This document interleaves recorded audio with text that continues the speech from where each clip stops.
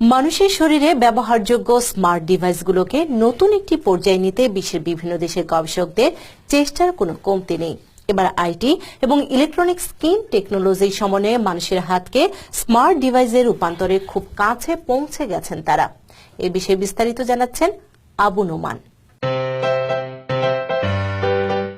Smart ঘড়ির মতো শরীরে ব্যবহারযোগ্য ডিভাইসগুলো ব্যবহার করা সুবিধাজনক হলেও ডিসপ্লে ছোট হওয়ায় তা মাঝে মধ্যে চালানো কষ্টকর হয়ে পড়ে। এবার এই সমস্যাকে কাটিয়ে তুলতে মানুষের হাতকেই স্মার্ট ডিভাইসে রূপ দিতে যাচ্ছে গবেষকরা।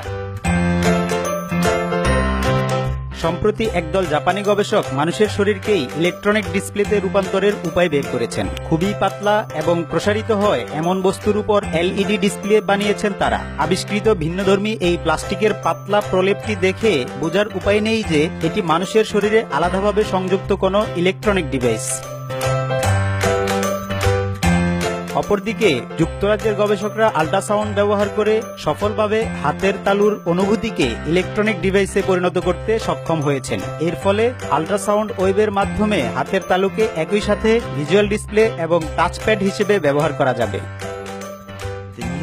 নতুন যুগের প্রযুক্তি দিয়ে আমরা শুধু দেখা আর গান শোনার কাজ করব না, বরং আমাদের ব্রেনের চিন্তা ভাবনাও দেখতে পারবো। এসব আবিষ্কারের ফলে শরীরে ব্যবহারযোগ্য নেক্সট জেনারেশনের স্মার্ট ডিভাইসের আরও কাছে পৌঁছে গেল বিশ্ব। Abu Noman, TVN24 news desk.